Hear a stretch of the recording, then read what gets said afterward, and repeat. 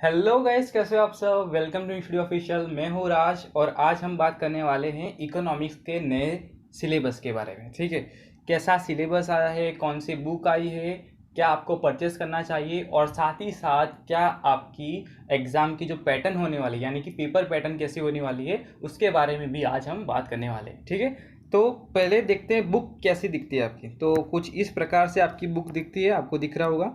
यहाँ पे लिखा होगा माइक्रो इकोनॉमिक्स। ठीक है, और न्यू सिलेबस लिखा है, लेटेस्ट एडिशन है और कुमार प्रकाशन की आपको लेनी है। ठीक है, मैं बात कर रहा हूँ गुजरात यूनिवर्सिटी की।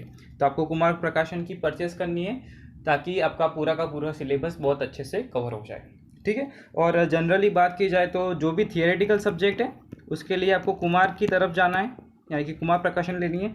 और जो भी प्रैक्टिकल सब्जेक्ट्स हैं यानी कि स्टेट हो गया, अकाउंट हो गया, तो उसके लिए आपको सुधीर प्रकाशन पे जाना है। ठीक है, यानी कि सुधीर प्रकाशन आपको परचेस करना है। ठीक है, तो अब हम जाते हैं क्या क्या नए नए चैप्टर्स ऐड किए गए। ठीक है, तो यहाँ पे आप देख सकते हो कि फर्स्ट यूनिट जो है पूरा का पूरा इंट्रोडक्शन है, यानी कि माइक्रो इकोनॉमिक्स या फिर इकोनॉमिक्स होता क्या है इसके बारे में यहाँ पे चर्चा की गई।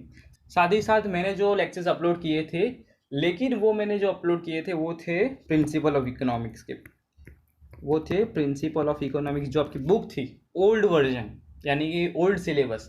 क्योंकि मेरे को पता नहीं था कि न्यू सिलेबस यहाँ पे आ गया है, चेंज किया गया सिलेबस को, तो मैंने प्रिंसिपल ऑफ इकोनॉमिक्स के लेक्चर्स अपलोड किए थे। मेरे को एक्चुअली पे पता नहीं था, बहुत लेट पता चला। मेरे को लगा कि मेरी सारी की सारी मेहनत जो है वो पानी में डूब गई, लेकिन भगवान की कृपा से यहाँ पे कुछ भी चेंज नहीं किया गया। आप देख सकते हो कि मैंने जो जो भी पढ़ाया है यहाँ पे वो सारी चीज़ें, दैट मीन्स आप देख सकते हो कि यहाँ पे 1 मिनट, यस, ये रहा आपका इंडिफरेंस कर्व।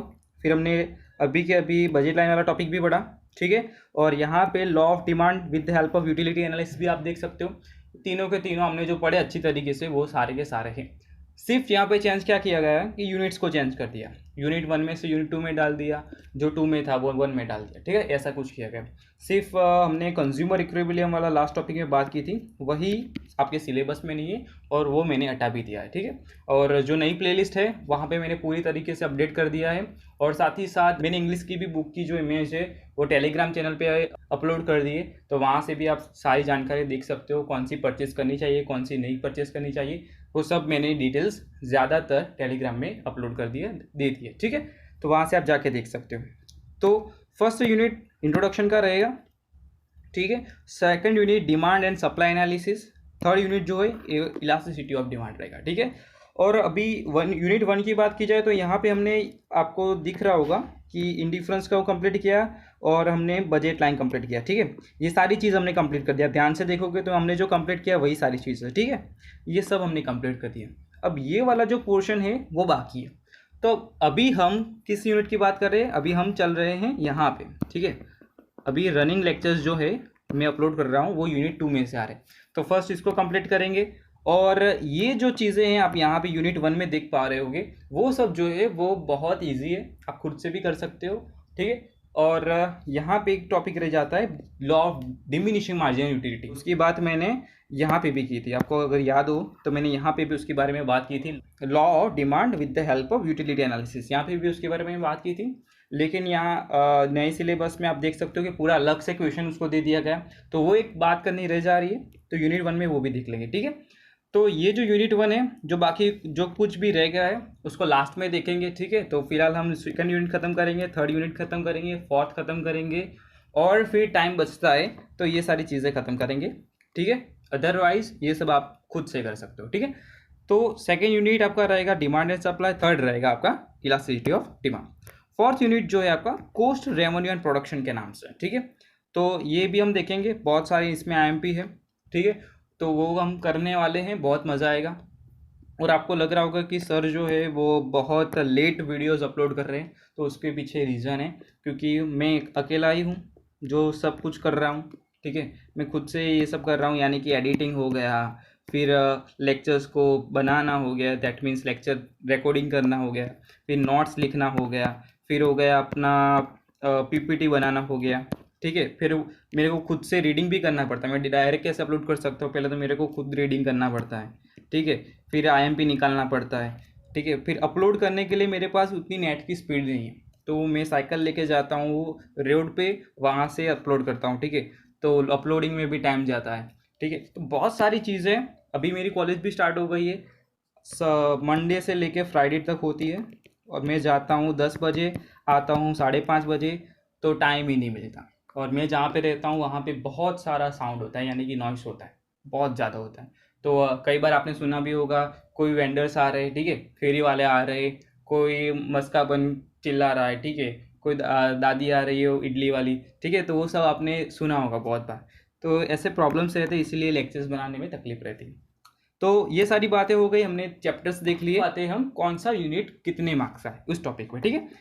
तो आपका जो फर्स्ट यूनिट है वो रहेगा आपका 18 मार्क्स का, सेकेंड यूनिट रहेगा आपका 18 मार्क्स का, थर्ड यूनिट जो रहेगा वो होगा आपका 17 मार्क्स का, फोर्थ यूनिट होगा जो होगा 17 मार्क्स का, ठीक है। ये सब चीज़ें ये है, ठीक है। यानी कि टोटल हो गए 70 मार्क्स, और ये जो 70 मार्क्स है वो आपकी जो गुजरात यूनिवर्सिटी का पेपर है उसमें आएगा, ठीक है। यानी कि 70 मार्क्स का पेपर आएगा, और जो रहे 30 मार्क्स, वो 30 मार्क्स आपकी कॉलेज की जो एग्ज़ाम रहेगी, इंटरनल एग्ज़ाम जिसको बोलते हैं, जो सितंबर में होगी, ठीक है। सितंबर में होगी, कब होगी, तो मिड से लेके एंड तक हो जाएगी, यानी कि 15 से लेके एंडिंग तक हो जाएंगी सितंबर में। तो वो ध्यान रखना है, ठीक है। तो ये चीज़ है, वो ध्यान रखना है। तो सितंबर में आपकी इंटरनल एग्ज़ाम हो जाएगी, वहाँ से 30 मार्क्स दिए जाएंगे, ठीक है। और जो 17 मार्क्स है वो गुजरात यूनिवर्सिटी के पेपर से आपको मिलेंगे। ऐसा करके टोटल 100 मार्क्स का आपका रिजल्ट बनेगा, ठीक है। तो ऐसी तरीके से होता है। अब देखते हैं 18 मार्क्स जो है, यूनिट 1 जो है वो 18 मार्क्स का है। तो वो कैसे, तो यानी कि 14 मार्क्स का एक क्वेश्चन आएगा, ठीक है, एंड 4 मार्क्स के आपके एमसीक्यू आएंगे, ठीक है। यूनिट 2 जो है वो इसी प्रकार से 14 मार्क्स का एक क्वेश्चन आएगा और 4 मार्क्स के आपके एमसीक्यू आएंगे, ठीक है। यूनिट 3 की बात की जाए तो वहाँ पे भी एक 14 मार्क्स का क्वेश्चन होगा और 3 एमसीक्यू होंगे। और यूनिट 4 की बात की जाए तो 4 जो है वहाँ पे भी 14 मार्क्स का एक क्वेश्चन रहेगा एंड 3 मार्क्स के एमसीक्यू रहेंगे, ठीक है। अब आपका क्वेश्चन आएगा कि सर एमसीक्यू होंगे वो कितने रहेंगे, तो 4 मार्क्स के एमसीक्यू, तो 4 ही आपको दिए होंगे और 4 ही आपको सिलेक्ट करने पड़ेंगे, ठीक है। 3 एमसीक्यू है तो 3 दिए होंगे, 3 सिलेक्ट करने पड़ेंगे आपको, ठीक है। ये सारा जो डेटा है वो आपकी बुक के लास्ट में दिया है, मॉडल पेपर जिसको कहते हैं, वहाँ से मैंने ये सारा डेटा लिया है, ठीक है। तो इस प्रकार से आपकी पेपर स्टाइल होती है। अब क्वेश्चन आ गया कि सर ये 14 मार्क्स का क्वेश्चन है वो कैसे आता है, ठीक है। तो वो पूरा का पूरा गुजरात यूनिवर्सिटी पे डिपेंड, यानी कि गुजरात यूनिवर्सिटी अगर चाहे तो 7-7 मार्क्स के 2 क्वेश्चन रख सकती है, ठीक है। दोनों के दोनों कंपलसरी, कोई ऑप्शन नहीं, दोनों को दोनों आपको लिखने पड़ेंगे, ठीक है।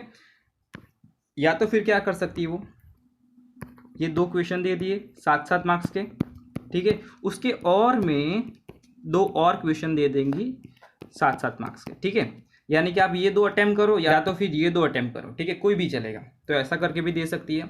या तो फिर तीसरा रास्ता क्या हो सकता है, ये क्वेश्चन 1 है, ये क्वेश्चन 2 है, ये 7-7 मार्क्स का दे दिया, उसके और में आपको एक 14 मार्क्स का क्वेश्चन दिया जाएगा, ठीक है, डायरेक्ट 14 मार्क्स का दे देंगे, ठीक है। तो ये तो मैं और की बात कर रहा हूँ। तो ये तीसरा एक ये भी रास्ता बनता है। और कौन सा रास्ता बनता है कि और जो है, या तो फिर गुजरात यूनिवर्सिटी डायरेक्ट आपको सिर्फ और सिर्फ 14 मार्क्स का क्वेश्चन पूछ सकती है, कोई यहाँ पे अल्टरनेटिव क्वेश्चन आपको नहीं रहेगा, यानी कि सिर्फ यही आपको दिया जाएगा और यही आपको कंपलसरी लिखना होगा, ठीक है। और एक रीत होती है जो कि है 14 मार्क्स के क्वेश्चन में आपको और करके 14 मार्क्स का क्वेश्चन दिया जाएगा, ठीक है, ऐसा भी हो सकता है, ठीक है। तो इस तरीके से कुछ स्टाइल्स होती है। इन शॉर्ट में कहूँ तो जो 14 मार्क्स का क्वेश्चन है वो किस स्टाइल में आएगा, 7-7 करके आएगा, 14 करके आएगा, तो वो पूरा का पूरा गुजरात यूनिवर्सिटी पे डिपेंड है, ठीक है। यहाँ पे कोई नक्की नहीं कह सकता कि आपको 14 मार्क्स से 2 क्वेश्चन आएंगे, 7 मार्क्स से 2 आएंगे, ऐसा नहीं होता, ठीक है। गुजरात यूनिवर्सिटी पे डिपेंड है। लेकिन अपने को क्या करना है, पूरी तैयारी रखनी है, और कैसे करनी है वो सब इस चैनल पे आपको मिल जाएगा। तो बस यही था आपका सिलेबस, आपकी जो पेपर स्टाइल है वो सब मैंने बात कर दी ऊपर ऊपर से, कि एमसीक्यू कितने आते हैं, कितने मार्क्स का क्वेश्चन आता है, किस तरीके से आता है, वो सब मैंने बात कर दी है। तो आज का जो इन्फॉर्मेटिव लेक्चर था वो यहीं तक था। मैंने आपको सारी की सारी जानकारी दे दी है, और कई सारे लेक्चर्स भी मैं अपलोड करने वाला हूँ, ठीक है। तो इसके लिए आपको क्या करना पड़ेगा, चैनल को सब्सक्राइब करना पड़ेगा, और कोई भी डाउट आता है तो 3 मैंने प्लेटफॉर्म बताए, ठीक है। जो मेरे पुराने सब्सक्राइबर हैं उनको तो पता ही होगा, टेलीग्राम है, यूट्यूब है एंड इंस्टाग्राम। ये तीनों चीज़ों पे आप मेरे को कांटेक्ट कर सकते हो, मेरे साथ बातचीत कर सकते हो, आपका डाउट सॉल्व कर सकते हो, ठीक है। तो मिलते हैं नेक्स्ट लेक्चर में, तब तक के लिए जलसा कर जो, आओ जो, बाय बाय।